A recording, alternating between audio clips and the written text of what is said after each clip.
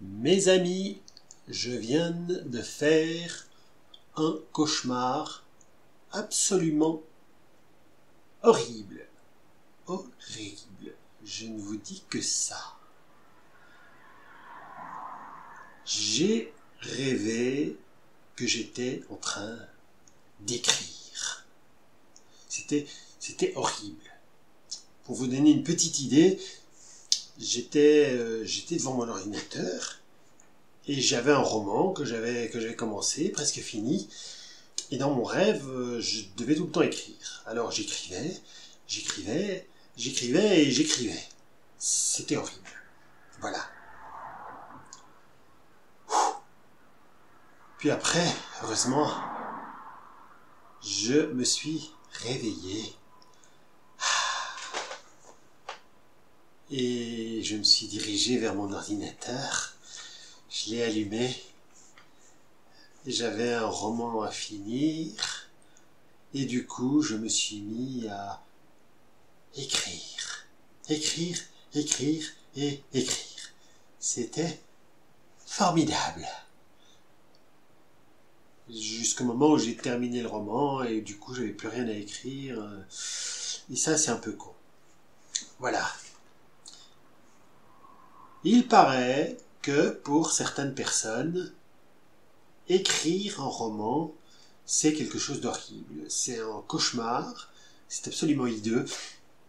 Et c'est en fait ce que je viens de découvrir sur un petit article de Slate.fr que je vais partager avec vous. Écrire un roman n'a rien d'une partie de plaisir, nous dit-il. C'est un article de blog. Temps de lecture, 3 minutes. Ce sera plus long parce que je vais lire lentement et que je vais commenter en même temps. On ne sait pas pourquoi on écrit des romans. Ce n'est jamais une question d'envie, mais un besoin irrépressible de fixer sur le papier les vertiges qui vous hantent, de répondre aux sollicitations de votre esprit, lesquelles vous échappent complètement, comme si vous abritiez une force inconnue qui, d'une manière ou d'une autre, vous poussait à écrire précisément ce livre. Force mystérieuse à laquelle vous ne pouvez vous soustraire.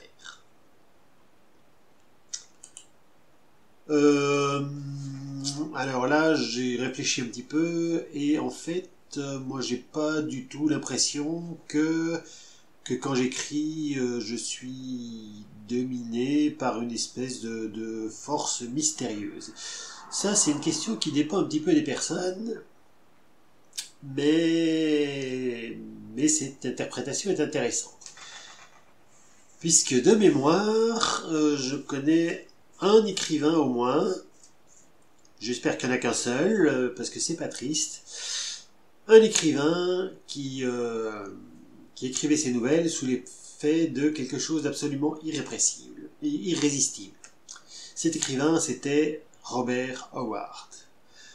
Donc d'après ce qu'il en disait lui-même, Robert Howard a été un jour visité par l'esprit d'un bonhomme qui s'appelait Conan.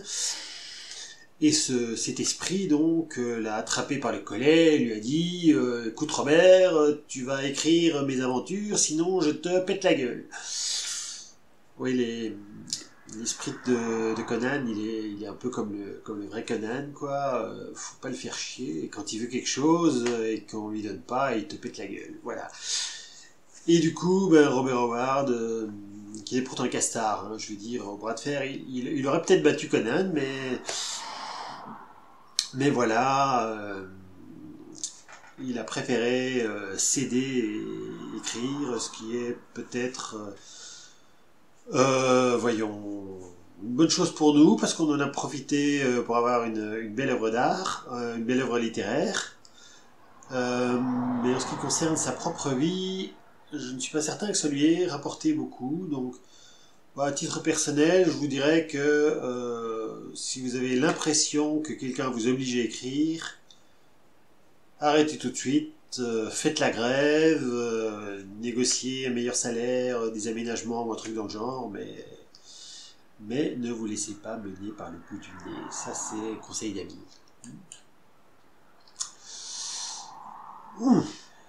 Inutile de dire que c'est tout sauf une partie de plaisir, nous reprend l'article de Slate. C'est même tout le contraire, carrément. Une plongée en apnée dans les territoires obscurs de votre intimité, là où gisent vos secrets les plus enfouis, de ceux qui forment la substance même de votre être, carrément, là, comme si vous étiez donné rendez-vous à vous-même afin d'éclaircir les mirages et sortilèges qui vivent en vous. Rien que ça. Bon, là encore, mon titre personnel, j'écris en grande partie parce que c'est un loisir. Et en fait, de quoi donc? De secrets les plus enfouis qui forment la substance même de votre être. Gloops, carrément. J'écris surtout des histoires un petit peu où règne un certain second, voire troisième degré. Ici, cette description convient peut-être à du Lovecraft ou du Howard, mais peut-être pas à tout le monde. D'accord. Ah, un paragraphe plus nuancé. Évidemment, chaque écrivain écrit comme il peut. Probablement en existe-t-il qui pratiquent l'écriture, comme d'autres, la chasse aux papillons ou le saut à l'élastique. Je ne sais pas si on peut pratiquer, si la chasse aux papillons et le saut à l'élastique peuvent se pratiquer de la même manière.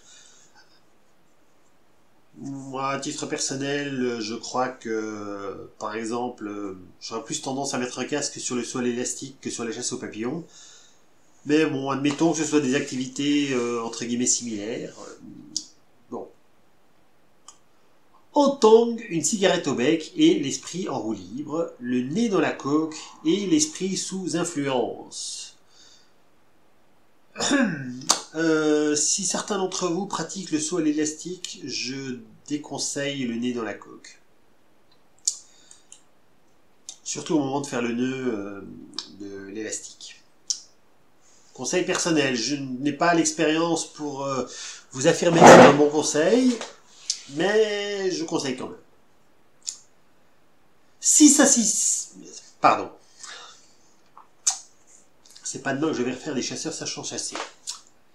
Si satisfaits d'eux-mêmes, qu'ils en viennent à louer leur propre génie dans un déluge de satisfecit qui durera longtemps après la publication de leur livre.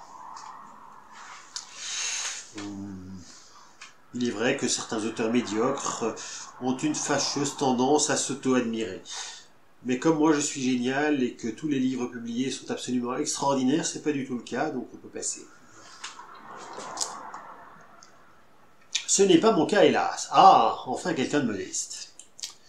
Je n'écris qu'à reculons.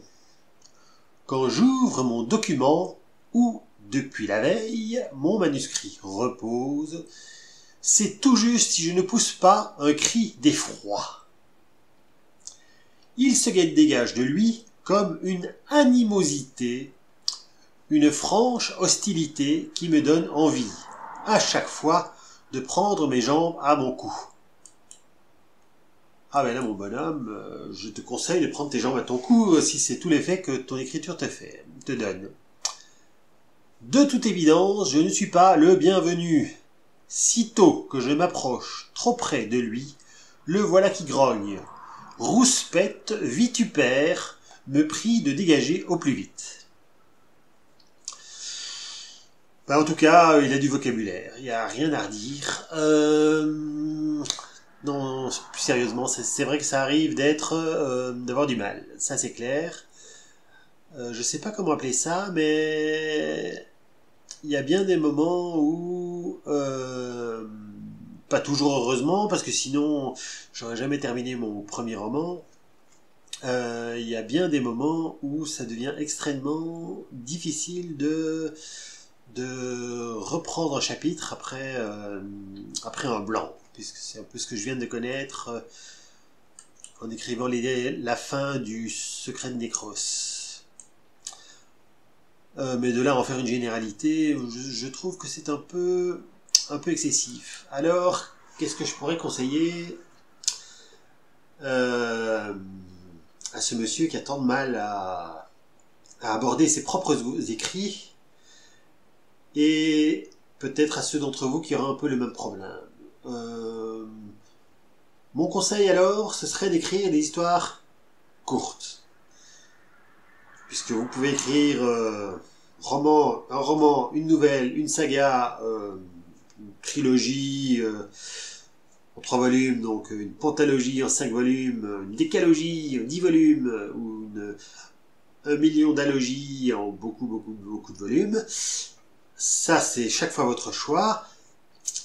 Mais si vous avez tendance à avoir vos textes vous taper sur la gueule quand vous revenez les voir, mon conseil est d'écrire quelque chose de court, le plus court possible. Donc une nouvelle courte, ça peut faire 3 ou 4 pages à 4, et à mon avis, de cette manière, votre texte n'aura pas le temps de se rendre compte à quel point vous êtes antipathique, et vous aurez écrit le mot fin avant que la page ne vous pète à la gueule.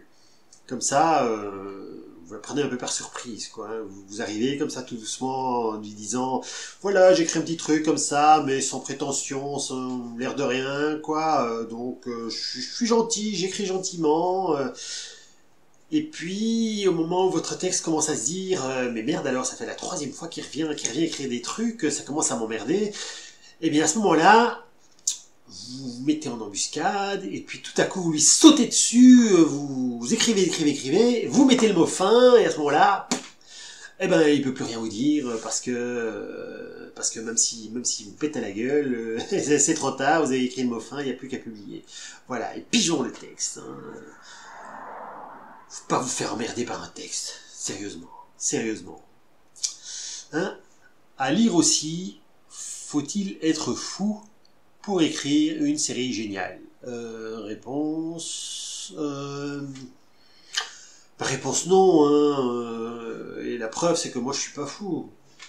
De l'autre côté, j'ai pas encore terminé d'écrire ma série géniale, mais à mon avis non, voilà.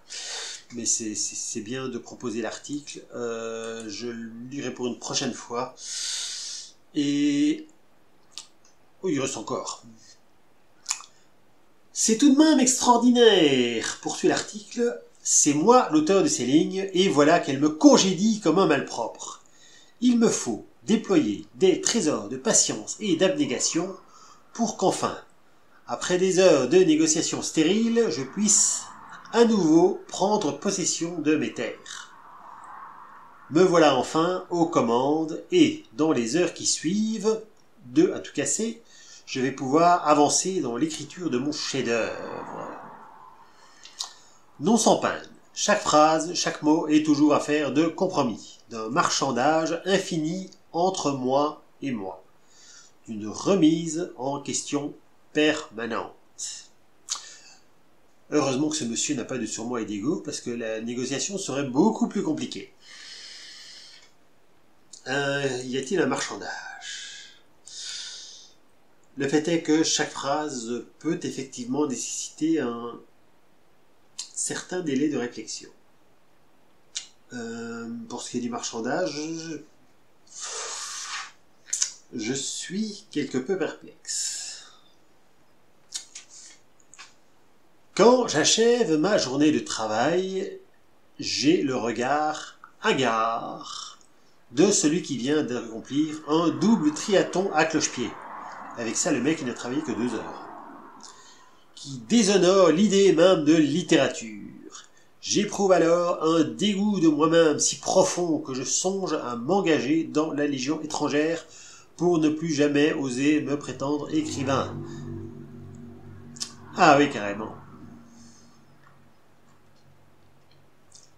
Le pire étant que le lendemain, tout recommence exactement comme la veille.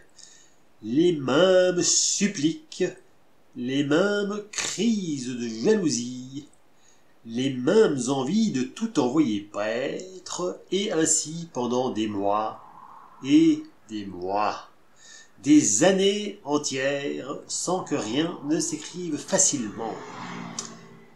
Un écrivain est avant tout un masochiste confirmé, un grand malade assez fou pour prendre plaisir à passer des heures enfermé chez lui, à accoucher de phrases qui toutes lui donnent un profond sentiment d'impuissance et de désolation.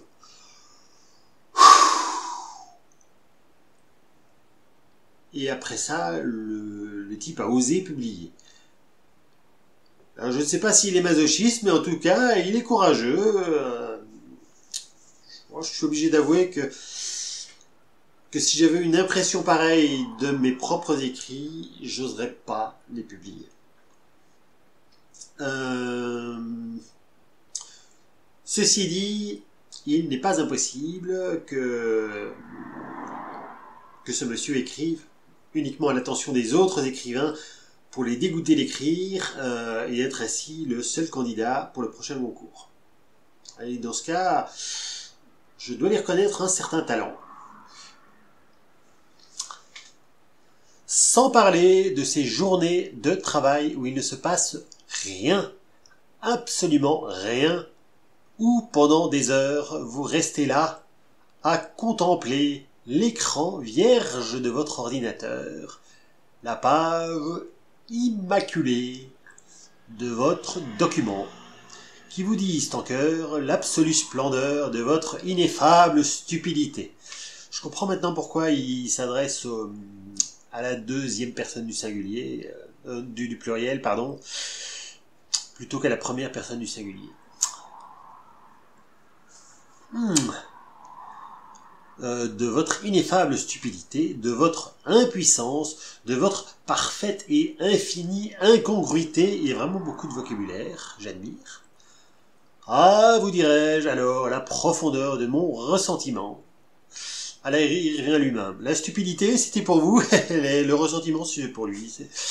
Cette certitude que le roman s'en est allé pour ne jamais revenir, cette envie de m'apitoyer sur mon sort comme le plus misérable des hommes. Ouch. Un jour, 2 jours, parfois une semaine à tourner autour sans trouver l'ouverture jusqu'au moment où, sans aucune raison apparente, comme suite à une intervention divine, un coup de dé du hasard, le roman, votre roman, consent à vous laisser entrer. Es-tu sûr que c'est ton roman dans ces conditions-là parce qu'une telle perte de contrôle me semble quelque peu excessive. Enfin, je vous dirais que, en ce qui me concerne, quand ma page blanche reste blanche trop longtemps, je sors me balader, je fais un jeu vidéo, je termine la vaisselle, je prends un bain, je me brosse les dents, je regarde des vidéos sur YouTube, je reste pas comme un con devant mon PC à regarder du vide. Trop aimable, du con. C'est la suite de l'article. Trop aimable, du con, dit-il. La vie de romancier est aussi palpitante que celle d'un caissier goy dans un supermarché cachère. La phrase n'est pas de moi, hein. Le monsieur est, semble-t-il, juif, donc il prend ses références. C'est sans mauvaise intention, je me contente de lire. La vie de romancier est aussi palpitante que celle d'un caissier goy dans un supermarché cachère. Un caissier dans un supermarché, voilà, quoi, c'est toujours le même métier. Quoi que tu vendes, hein, je vais dire, t'es rarement passionné par parce que tu vends, quoi. Donc je connais des caissières dans un supermarché normal, qui sont des caissières normales, et leur vie n'est ni plus ni moins passionnante que si elles étaient goy chez un cachère, ou bien juive dans une boucherie normale. Mais enfin bon, voilà, c'était juste pour l'observation. Vous n'avez personne à qui vous confier, et personne n'est à même de comprendre la profondeur de vos tourments. Moi, j'aurais jamais cru que travailler dans un supermarché cachère pouvait apporter de telles angoisses. Voilà. Avis personnel, hein. Mais bon. Au mieux, aux yeux de l'opinion, vous passez pour le plus grand des glandus. Oui, vu la manière dont il décrit son propre travail, à mon avis, il y a des chances, oui. Au pire, pour un parasite qui vit sur le dos de sa compagne. Aussi. Au passage, d'ailleurs, je suis célibataire, bien de ma personne, et j'exerce un métier absolument passionnant, extraordinaire et très lucratif, si j'obtiens le concours. En attendant, il faudra juste un petit peu avancer. Bon. Voilà, et voilà, je suis bien de ma personne, et donc mon numéro de téléphone est mis en commentaire pour non, réflexion faite, envoyez d'abord votre photo et on en discute en privé ensuite. Votre photo et votre fiche de paye, s'il vous plaît. Poursuivons. Écrire ne fait plus rêver. Je suis pas d'accord, mais tant pis.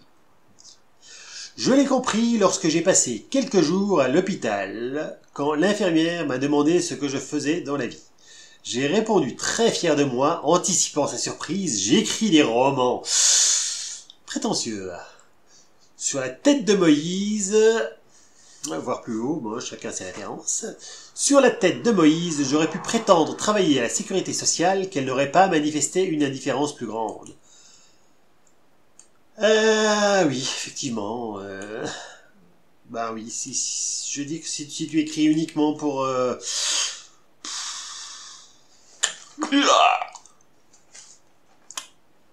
gonfler ton gorgerin, c'est peut-être ce qui explique tes problèmes de motivation. Rien, zéro. Pas l'ombre d'un étonnement ou le début d'une curiosité. Elle a simplement vérifié le niveau de mes perfusions avant de repartir aussi sec. T'aurais peut-être dû lui dire que t'étais ministre.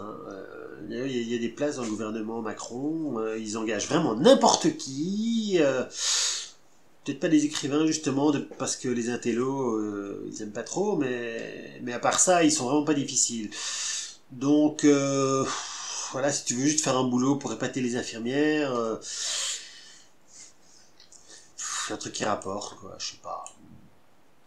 Tandis que si j'avais dit que je travaillais à la télévision ou dans le cinéma, tu penses comme elle m'aurait bombardé de questions. Ah oui, c'est possible. Ouais. Si je devais un jour soigner Polanski, j'aurais un tas de questions à lui poser. Mais bon, je vais pas vous les suggérer ici. Bref, si jamais vous songez à écrire des romans, par pitié, oubliez, la vie est trop courte pour la gâcher de la sorte. T'as tout à fait raison. Là, pour le moment, je suis au CPAS et ce serait quand même super con de perdre mon temps à écrire des romans alors que je pourrais tout aussi bien ne rien faire. Voilà. Pour suivre l'actualité de ce site, c'est par ici, Facebook en juif en cavale. En cavale en plus. Voilà. Je dois avouer que cet article m'intrigue assez beaucoup. En le lisant, j'avais publié une réponse assez qui me semblait plus intéressante parce que j'avais pas lu tout l'article et du coup j'ai pas commenté tout le contenu. J'avais pas commenté tout le contenu de l'article, mais juste donné quelques indications. Là, maintenant que j'ai fait des commentaires à chaud, je vais devoir faire un très très gros travail de montage. Ou non, je vais tout laisser comme ça finalement. Ça, vous saurez comment je pense en temps réel. Mais voici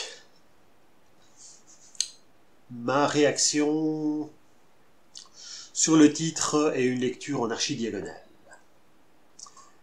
Ayant écrit et publié 3 romans, le mot fin du 3e est encore chaud sur mon clavier, je ne vais certainement pas nier les difficultés de l'écriture. Mais de là à le considérer comme un chemin de croix, il vaut mieux grimper le Golgotha et se faire clouer sur une croix, parce que là au moins, on a la satisfaction de créer une église qui enverra au bûcher, ou obligera à porter la rouelle à tous ceux qui ne pensent pas comme vous. Un privilège dont peu d'écrivains bénéficient, hélas. Ou tant mieux. Enfin, cette entrée en matière est ironique. Je préfère le préciser. Bref, on est rarement tout seul quand on écrit. Du moins, c'est de mon point de vue. Mais bon, si on écrit uniquement pour son ego et pour épater les infirmières, peut-être bien alors qu'on écrit tout seul en pensant au choc qu'on va faire quand on pourra leur dire vous savez mademoiselle, moi j'écris, alors qu'est-ce que vous diriez de m'en faire revenir, quoi, merde. L'écriture d'une nouvelle est souvent, dans mon cas en particulier, une réponse à un appel à texte. Et dans ce cas, on communique forcément avec l'anthologiste. Les écrivains d'un même cercle se retrouvent régulièrement pour échanger leurs textes et leurs idées. Les grands écrivains, en tout cas. Bon, je suis pas en train d'écrire... Je ne suis pas en train de dire que tous ceux qui écrivent tout seuls sont des écrivains minables, médiocres, sans intérêt, mauvais et tout ce que vous pouvez imaginer. Sinon, je vais me faire plein d'ennemis. Mais plein d'ennemis qui ne me connaissent pas parce qu'ils se donnent pas la peine de rencontrer d'autres écrivains sur les réseaux sociaux et les chaînes YouTube. Donc à la limite, je peux le dire, ils sont nuls. Mais voilà, les bons écrivains communiquent entre eux. Je citerai par exemple J.R.R. Tolkien, qui faisait partie d'un cercle d'écrivains dans son université, où il a rencontré Lewis, l'auteur de Narnia, Robert Howard, qui communiquait régulièrement avec d'autres auteurs, qui a été fortement influencé par Lovecraft. Et je ne parle pas des contacts que vous pouvez avoir avec votre fanbase, qui peut vous toucher d'autant plus aisément qu'aujourd'hui, la présence sur les réseaux sociaux, pour un écrivain, quasi obligatoire. Ça peut aider à se montrer si on a très envie de faire comprendre à tout le monde qu'on est un génie. Mais ça peut aussi servir à avoir de temps en temps des gens qui vous écrivent pour vous dire j'ai bien aimé ce que tu as écrit, mais tu aurais peut-être dû écrire un petit peu mieux, ce passage-là qui est un peu répétitif, celui-là où on ne rentre pas vraiment dans l'action, celui-là qui est franchement mal écrit. Bref, le genre de choses qui vous aident à vous remettre un petit peu en question et qui, lorsque vous revenez à votre fameuse page blanche qui vous dit t'es vraiment un gros naze, tu ferais mieux de te casser, ben, après avoir échangé avec des gens sur les réseaux sociaux, il est quand même plus facile de se dire ah oui, ce passage-là, je dois effectivement le retravailler. Bref, ça aide beaucoup de ne pas être tout seul dans son coin quand on écrit. Sur ce point-là, je crois que je suis d'accord avec l'auteur de l'article. Et donc, ça me conforte d'autant plus dans l'idée que faut pas écrire tout seul dans son coin. Je profite de l'occasion pour évoquer mon second roman, justement, parce que, en plus d'avoir une jolie croix gammée sur la couverture, jolie ou horrible selon le point de vue, n'aurait tout simplement jamais été écrit, sans l'aide et sans les conseils des anthologistes qui m'ont fortement aidé, en particulier dans la correction, puisque ce roman est la réinterprétation d'une nouvelle. Et donc, le conseil que je peux vous donner, une fois que vous aurez lu cet article et un petit peu réfléchi à la question, ce sera de vous dire, en fait, j'aurai 2 conseils à vous donner. Le premier, c'est que si vous vous trouvez, comme ce monsieur, tout seul devant votre texte, et que votre texte a l'air de vous dire que tu es un gros naze, que tu ne dois surtout pas continuer à écrire, que tu ferais mieux de... Eh bien, c'est la merde, les voitures passent maintenant juste devant chez moi, je vais attendre que ça se calme. Eh bien, dans ce cas, ne restez pas comme un con devant votre texte à broyer du noir et à vous torturer les méninges. Ne soyez pas masochiste. Faites autre chose. Communiquez avec vos lecteurs ou d'autres auteurs si vous avez la chance d'avoir d'autres auteurs dans vos réseaux. Donc voilà, ne restez pas seul. Ça vous aidera déjà à trouver tout de suite ce qui ne va pas dans votre texte et à vous décoincer. Voilà. J'avais 2 conseils.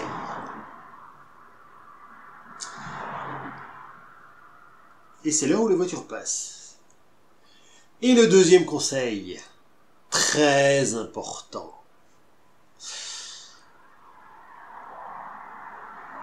Encore des voitures. Le deuxième conseil, n'écrivez pas pour draguer les infirmières qui vous prennent des prises de sang et qui s'occupent de votre petite santé. Écrivez pour votre plaisir, pour transmettre quelque chose ou pour gagner votre vie, mais pas pour flatter votre ego dans votre vie quotidienne. Voilà. C'est le conseil du jour que je vais essayer de suivre en faisant peut-être un peu moins de vidéos à la con, juste pour parler. Voilà, si cette vidéo vous a plu, likez, commentez, partagez. Il paraît qu'il faut toujours dire ça à la fin d'une vidéo YouTube. Si elle vous a pas plu, likez, commentez, partagez aussi. Et dites-moi pourquoi elle vous a pas plu, histoire que je fasse des vidéos moins connes la prochaine fois. Et ensuite, portez-vous bien, écrivez bien, faites de chouettes vidéos et tout et tout. Voilà. Hasta la vista, les amis.